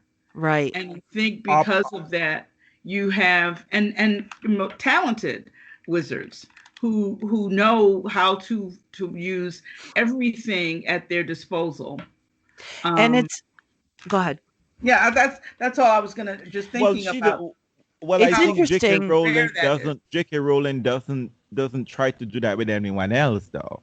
I Well, mean, No, there because isn't anyone else. There's no one else. I mean, who else would it be? There are no, I mean these it can are be the any. two most powerful, but what I wanted to point out here was, you know, everyone was scared when Dumbledore shows up, right? Bellatrix was for sure. They're scared. Like, oh right. shit. But Harry is it Harry that's what yeah, Harry lets us know while they're battling, Dumbledore was scared too. I don't No, think no, yes. I think no. I think what happened here is that Dumbledore wasn't scared. Dumbledore was because Dumbledore realized what When he no, tells Dumbledore Harry realized what Voldemort was doing. no, before that, he tells Harry, "Stay where Stay you back are." because Harry And made an he and attempt it to come says from behind. right, but it says this was the first time you even heard a little tiny bit of fear in his voice where he Because seemed a little bit shaken. I got that because I think I took that to mean that Dumbledore realized what Voldemort could potentially be doing because Yeah. Yeah. this was his worst fear realized, right? That Hmm. this was the thing that Voldemort was attempting to do would attempt to do at some point. He would have either attempt to possess Harry and make Harry attack Dumbledore, in this reverse, make try to attempt to make Dumbledore attack Harry. But I mean, that's because Harry, Harry always think he knows best, right? He was told the stone statue was protecting him, but Harry had made to get come out, and he was just like, I don't know why he's worried. There's nobody in here, right? There's just no one else here except them, and I think Bellatrix was crying at the same time still. But that's how I took that to be. Um, but all is said and done here, I think Harry is Voldemort gets a taste of something that we would get more information about that in the subsequent books, where Harry says the moment that oh take the pain away, kill me, I would say Sirius again. The snake that was like, squeezing Harry releases him and it's gone. Voldemort reappears, and which is why I think that that I don't think he would have been killed. I think it's just Harry who would have been killed at this point. Voldemort would have appeared, his body would have appeared just the same. Oh And yeah. That's what we were saying. Oh, okay. I thought That's you what we meant were that it didn't saying. matter if he dies at the same Voldemort, time. but see, Voldemort didn't know that Dumbledore was moving in on the issue of Horcruxes. He didn't. He just figured that was his secret at this point. Oh, right. So he didn't know that. So Dumbledore would have never attempted to do that anyway. Right. I see what you're saying. Well, he would never attempt to kill Harry. I think it was like Janina said. He figured because Dumbledore has been known to adhere to the greater good theory, and that if it's going to hurt me to kill Harry, but if Voldemort has possessed him, I have to kill Harry to get rid of Voldemort because he's the bigger threat. Mm-hmm. And I think, but what he figured, Voldemort figured, I can do this. I'll still be alive. Because my soul is in other parts, still in other things. I still have bits and pieces of my soul scattered throughout the world. So he can't kill me, even if I possess this boy and he kills the boy. Right. Okay. I'd say. So Voldemort, Dumbledore, being the badass that he is, seeing that Harry is okay, lets Fudge know. You could send a note to the school, to the headmaster. You got 30 minutes right now, boo. That's it. Tell your peoples to go to my school. Tell them start looking for me. And if any of you motherfuckers try me in this hall here, I'm gonna fuck y'all up. Dumbledore said dealt with all those because Fudge was just like Dumbledore here, and it's just like you just see Voldemort and you're gonna be like, let me go get Dumbledore. Like Fudge is a hot mess. I don't even know. I keep trying to read these books and thinking I might be crazy and thinking that this magical world is just completely bizarre in doing anything, but they're just completely inept at every single thing. Oh, but the people, they keep putting people in power who have no real skill, and that's Fudge. I mean, he is in his pajamas, and he's got to be led forward by the statue. So, he's like, he acting like, I saw him. I know I saw him. How is it possible? I've been telling you this. I've been telling you this for a year. 800 pages. I've been telling you this for 800 pages. You guys, what about, this was great.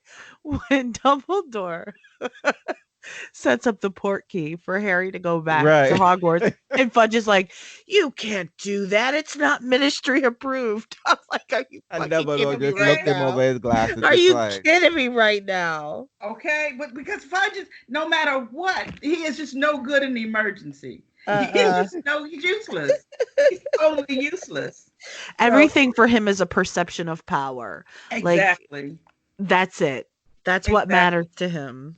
Exactly. And it's funny, he's never even drawn his wand out once. I think he does it in book 6, but he doesn't. I'm just like, Bo, you're not doing anything here. No. He's useless. All he knows to do is to recite some ministry rule or try to act like he has some authority to tell somebody to do something. He's totally useless. So Harry's taken back to the school now, and Dumbledore has a conversation with him, which is heavy. Now, at this point, I'm just like, oh my God, I feel for Harry. I understand the implication of this situation now. This is really the rage he felt by breaking Dumbledore's thing, and he's just like, I'm done. I want out of this. I don't want any of this. I was just like, well, boo, technically, nobody signed you up for any of this. They told you to chill, but you didn't listen, right? They were trying to keep you out of this mess, but you were adamant that you wanted to be in this. And I even felt bad for Nigellus, because Nigellus was just like, oh, wait a minute. There will be no more blacks. The boys are done, because Draco will continue the Malfoy line. But no one's trying to get Bellatrix pregnant. Ooh, who's going to do that? Stop. Who is going to let that woman? Because she does say there might be an issue, there might be a medical issue, because that question comes up in book 6, right? She tells Narcissa, I would have been proud if I had son. And you could see Narcissa probably give her a little dig like, well, girl, you didn't. Okay, this is my son here. And, that whole line, and this is what the time and time again, this is like the second time we keep seeing a line being disappeared, because in book 4 we see that line completely disappear in with the Crouches, and now another line is just completely gone. And Harry, I think, Harry really wanted Sirius because he felt, his parents particularly specifically chose Harry. I think you said that last week, Janina. His Chose parents Sirius, particularly chose Sirius as the godfather, so he wants that connection, even though there are people who knew his parents pretty well, because Hagrid reached out to these people. But again, the magical world doesn't even try to do anything. No one writes Harry and say, "Hey, Harry, I knew your parents." You know what I mean? Like this. I mean, it's just like, because I mean, people who know, people who knew my grandmother, would just be like, oh my God, I know your grandmother. She's just a nice, you know what I mean? Something. Yeah. But like they just beat upon this kid, and it's just like, this was too much. And Harry, yet again, Harry sees another death, another useless death, right? Where he was the target and someone else is dead in a way because of him, right? And I think Harry had really thought that he would have opportunities to sit at Sirius's knee and hear about his parents and hear about their escapades and learn everything he could learn about his mother and father from the time they got to be friends. And I think that's also a big disappointment. In addition to just having the person Sirius, who he had come to admire and love like a father figure, he was also looking forward to hearing more about his parents. That was really heartbreaking. And Dumbledore then begins to tell Harry the thing that he didn't tell Harry, that he said he's been keeping from Harry. And it's only now, as I'm rereading this book for like the bazillion time, that I finally understood when Dumbledore said that he cared about Harry. I just like, what do you mean? Like, and then I really understood that Harry and Dumbledore has had a special relationship. And I just assumed that since Dumbledore basically taught all of the Order of Phoenix, that he had a special relationship with everyone else. But I realized that, now I understood that Harry was placed in a unique position in magical history and the magical world, and Dumbledore has been everlastingly trying to keep this boy alive. And then we would learn later on, it's just like, part of the grand scheme, that there's just no other way, and that he understood what was happening. That we get to hear the prophecy that Voldemort that has been so assiduously trying to get. Turns out Voldemort didn't get to hear all of the prophecy, and the prophecy basically states that a boy who born of parents who three times escape from Voldemort will have a son towards the end of July, and that child will have powers that the Dark Lord knows not, and he will have the weapon that that can get rid of the other, and the other none can live. One can't live unless the other dies. Something along those lines, I think it said. But Voldemort doesn't die at the hand of the other, for neither can live while the other survives. Right. Voldemort doesn't hear all of that. He just hears the part about July, parents, 3 times escape, a boy, and that's it. Turned out there were 2 boys, Neville Longbottom and Harry Potter. But Voldemort chooses Harry, probably because of the connection of being half Muggle and half wizard. But I am unsure. But to me, Harry is a pureblood, but apparently he's not. I would have counted Harry as a pureblood because he has 2 wizards. That's how it seemed. That's how I think that was counted. But apparently, it's not being counted that way. It's not being counted that way because his mother was Muggle born. His mother was Muggle born, so therefore she is not part of the thing. That Voldemort has a Muggle-born father who was not magical, and a pure-blood witch of a mother.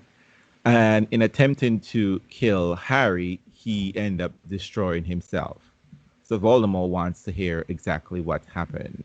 What was the rest of the prophecy? So Dumbledore had been avoiding telling Harry this situation, and Harry was just like, "Well, it means okay then. He may have chosen wrong." And Dumbledore was just like, "No, unfortunately, no. It's you." Once he marked Harry, the prophecy was basically out of his hands. Right. Because if he had not, because the part of the prophecy is that he will mark him as his equal. Equal, yeah. And once he had done that to Harry, he basically had kind of made Harry the target. Yep. But my understanding is he didn't hear that part, because it says Voldemort never knew there might be danger in attacking you, that it Attacking might be anyone to wait or learn more. He did not know that you would have power that the Dark Lord knows not. But that was about the marking, when he marked him. And what we find out much later is that mark is more than just a mark. A scar. Well, actually, we did know this before, actually, in book 2, because Dumbledore says explicitly to Harry that Voldemort transfers some of his powers to you. Yeah. So when Dumbledore is explaining all of this to Harry, man, it's sad. It's like really sad. And he's telling him, I knew I wasn't going to tell you at this age. It's heartbreaking. As an adult now, I understood what he was talking about. When I was reading it in my 20s, I didn't quite get it, but I understood that. Yeah. Now that I'm not, I don't have any children, but I always think about one of the reasons why I wouldn't have children is because I don't know how I can explain to children, my child, certain heartbreaking, massive concept like racism, about moving in the world and whatever the case may be, and about being marked for that or why bad things happen to children. You know what I mean? This is also the first time that we see some vulnerability from Dumbledore on an emotional side. Yeah. And when he takes his hands and puts them in his head, like, oh gosh, Harry, you're just like, damn. And when he has the tear, fall down. This is a really powerful moment. It really is a powerful moment. And again, it's also the end. but here again, that when Dumbledore comes into the room, he gets straight to the business. I'm sorry about Sirius. He's the only thing as a godfather, as a close thing as a parent that you'd ever really acknowledge in your world. Two of your friends are not dead. Because Harry's holding that in. Harry's just angry at but that is also that is caught up in Harry. Well, and he loses his shit, doesn't he? And he loses his shit, but then he gets calm, he hears the story, and he walks out. And no one deal with the trauma that Harry has yet faced death again, seen death again, and it's just this time he gets no chocolate and no sleep. He just gets to go back out in the world and just operate. He doesn't get a potion. He doesn't get it. And I have been like, I'm just like, what? Like, yeah, like, Dumbledore, like something. This is crazy. All of those children. I mean, because none of those children, the teenagers as Snape would call it, including Neville, has faced death. They're not even fully qualified. And they have been chased by a bunch of maniacs, which is to take it lightly. And just nothing. Just here's some potion, and here's some candy, and here's the flower. Only thing that Harry's supposed to take solace in is that, well, now you've been proven right. Yeah. The Daily Prophet is now on your side. Everybody believes you now, Harry. Everybody believes you now, Harry. And guess what? Therefore, and guess what? The magical world has no solution. We will be sending information later on about how to protect your home. You're gonna get a pamphlet. Right. Right. What code is this? What is this? What level is this? Oh my God. And you know what's even more messed up, people? We live in that magical world in real life. We're living that right now. That's right. Which is crazy. We are literally living in this crazy world. And the book sort of ends on this note where, for some reason, Harry seemed to be in a better mindset. I don't know what that is. I think that is still trauma and shock because he was attempting to deal with that, the Cedric death, you know what I mean? And no one deals with that. And then there is just more. And I guess Harry is resigned to the fact this is just my life. This will just be my reality, right? Well, No, That I this think man- that he feels Weasley better. goes to hug him. She goes to hug him and says, "Harry, how are you?" And it says, "Fine." He lied. So I mean, we do get a sense that he is just putting it aside, but he knows he's not fine. I think that And she knows that too. Hermione knows that. But the thing about it is Hermione. No, that was Mrs. Weasley. Mrs. Weasley. Oh, but I just said one of the interesting thing I think is that Hermione is always attempting to talk to Harry, but Harry doesn't talk to Hermione about these issues. he doesn't know how. Because, He's a 15-year-old boy. well, that too. But there's also this other thing that he also thinks that Hermione can't communicate. Hermione doesn't speak boy, right? Right. Like She Of course, just he like- thinks that she doesn't speak boy. speak boy. she doesn't. I mean, she speaks. She speaks reality. Teenagers do not communicate like that. No. She They does do not not. speak boy. She doesn't. But I mean, like, but because she sees around all of that, right? She's She just does like, okay, see it. She sees. let's she's very- sidestep all of that. She is very insightful. She is very clear, but she is not capable of communicating across that bridge at this point. She don't know where to No. meet Harry where he is. Right. Harry he's at. doesn't know how to be receptive of her Exactly. concern. Exactly. That's that too. ultimately the problem. But he also I think think that I just want to throw in. I think that Harry at the end of this, when it seems like he has some solace in all of everything that happens, I think a huge part of that is he finally has some understanding. Someone has finally given him all of the information. Mhm. I mean, Most of it. well, He'll no, I hit mean, some more here real soon, but he finally. Dumbledore tells him. Dumbledore it's truthful, right? Dumbledore tells him everything that I know. Well, not That we yet. know But is no. Dumbledore tells him everything that we know as established facts. Right. Dumbledore is very Right. clear about that. right. He So says, yeah, I will tell you That it's gonna everything move that to I know. Speculation. Exactly. We are moving in the realm of speculation next. But I mean, for me, this is the kind of arrogance I get from Harry again. It's just that you get this information. And just 5 minutes ago you were just like, I don't want to do any of this. This is too much is happening here. And now you're just like, oh, okay. Now I have this little bit of information. It's just like, okay, I'm cool. Let me go. It's just no, like, I think he did calm down to a degree from the information, but nobody is going to stay at that high level of emotion. that's true. You're going to, just from sheer exhaustion, I mean, just from adrenaline, it's going to decline to a degree. And so you're not going to stay at that level of high emotion, high pitched or whatever. So you're just exhausted. Yep. But I think that there is a degree of acceptance of now that he's heard that prophecy, and he's got to deal with it. I also think it helps that as he's leaving, remember when they get to King's Cross, a lot of the order is there. Yeah. A lot of the order is there waiting for him. And they make it clear that they are going to be watching over him. Yep. To the Dursleys. To the Dursleys. Right. They make it clear to him and to the Dursleys Mm-hmm. that he's not out here by himself anymore. And I think He doesn't have to feel that way. Right. And it's like, couldn't somebody have done this a few books ago? But okay. Right. What was so hard about that bit, right? Right. But I think they couldn't move in the open, remember? Because there was all of they couldn't, because the ministry couldn't have been aware that the Order of Phoenix was back in existence in full form, because most of these people work with the ministry. But I would say Janina is giving us the wrapping up time now. Yes. I just want to make sure that we did cover all of the salient points, but of course we will come back to some of the issues here.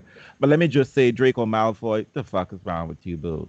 Like, what is wrong with you? Your daddy and the amount, those lots got in prison. What do you think you're going to try to attack Harry now?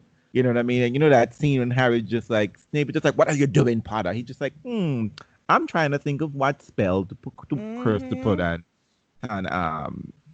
On Draco. Draco. Draco just like serious. And no Snape ever that like, oh, let me take some points. Oh, there is no points to take No more from points. Gryffindor. You know, when McGonagall comes back and they say she has the carpet bag and whatever, every single time I get to that part, I always think Mary Poppins. I don't know why. Isn't that what she's supposed to be? That kind of figure. Oh, I don't know. I don't think she's that nice, but and also, can we just I just want a light bit on magical moaning? There are no funerals. There seem to be no funerals until the very book 6. Well, right. Well, they actually had a memorial for Cedric. And they have one for Aragog. Cut it out. We have funerals. Yeah. I know you just read that bit, but I mean, no, I mean in terms of the grieving process. I mean, Yeah, the you're school right. had a sort of a No, Realz, absolutely. Everything you say about the lack of attention to mental health, to trauma, all of that is absolutely right on. I mean, I just want to, isn't that insane? I mean, like, I don't know if there's any, I mean, is it just, maybe it's now that I'm a full grown adult, I just never aware of this sort of thing that happens in like literature. Like, well, it like, doesn't, I mean, very seldom though, if you think about it from the time, whether it's fantasy, folk tales, fairy tales, things just happen to people and they just are expected to bounce back from it. Move on. Generally in more realistic fiction where you get people dealing with trauma. Occasionally you might have it in science fiction where people are dealing with trauma or dealing with something that has happened in their lives through some kind of super scientific way. But in a hallmark of fantasy is that you do not get to deal with it. You just move past it. Yep. But Well, listen.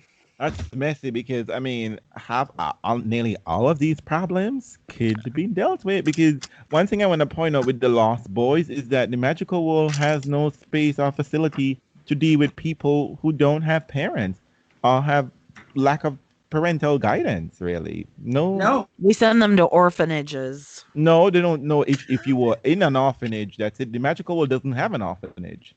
Look at Tom grew up in one. Voldemort. Hagrid. Yeah, No, he grew because up in an orphanage. Because he was born in the magical world. He was born in the real world. He went to a real world orphanage. Right. That's right. Okay. And he couldn't. And the magical world had no place for him when school was over. Because Dumbledore was explicit. You had to go back.